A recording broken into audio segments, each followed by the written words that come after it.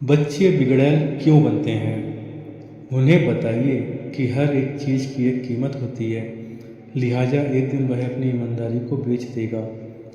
उसे किसी भी बात पर दृढ़ न रहने की शिक्षा दीजिए, लिहाजा वह हर चीज़ पर फिसलेगा। उसे सिखाइए कि ज़िंदगी में कामयाबी ही सब कुछ है, लिहाजा वह हर तिकड़म करके कामयाब होने की कोशिश करेगा। उसे बचपन से ही वह सब कुछ दीजिए जिसकी उसको चाहत है, लिहाजा वह इस सोच के साथ बड़ा होगा कि उसकी ज़िंदगी की ज़रूरतें पूरी करना दुनिया की जिम्मेदारी है और उसके सामने हर चीज़ तस्तरी में परोस कर पेश कर दी जाएगी।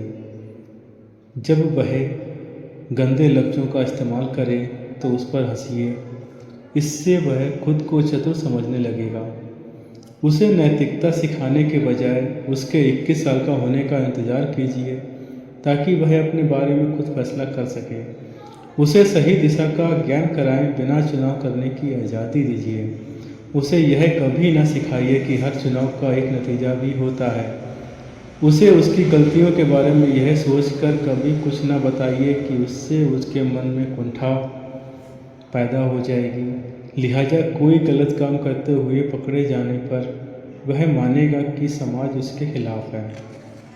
उसके आसपास बिखरी हुई हर चीज़ जैसे कि किताबें, जूते, कपड़े वगैरह खुद उठाइए, उसका हर काम खुद कीजिए। नतीजा यह होगा कि उसे अपनी सारी जिम्मेदारियां दूसरों के कंधों पर डालने की आदत हो जाएगी।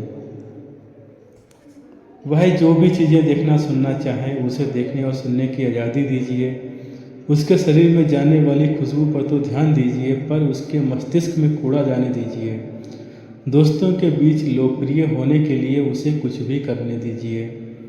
उसकी मौजूदगी में अक्सर झगड़िए, लिहाजा घर के टूटने पर उसे कोई अचरज नहीं होगा।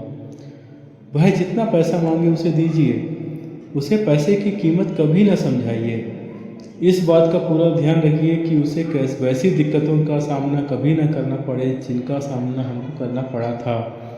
खाने पीने और ऐशो आराम की सारी शारीरिक ज़रूरतों को यह सोचकर फ़ौरन पूरा कीजिए कि चीज़ें न मिलने पर वह हताश होगा।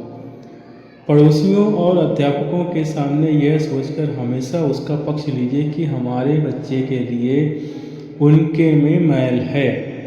जब वह किसी असली मुसीबत में फंसे तो यह कहकर हाथ झाड़ लीजिए, मैंने अपनी ओर से पूरी कोशिश की पर उसके लिए कुछ कर न सका। उसे यह सोचकर किसी बात पर मत टोकिए कि अनुशासन से आज़ादी छिन जाती है। उसे आज़ादी का पाठ पढ़ाने के लिए माँ बाप की तरह सीधा नियंत्रण रखने के बजाय उस पर दूर से नियंत्रण रखिए।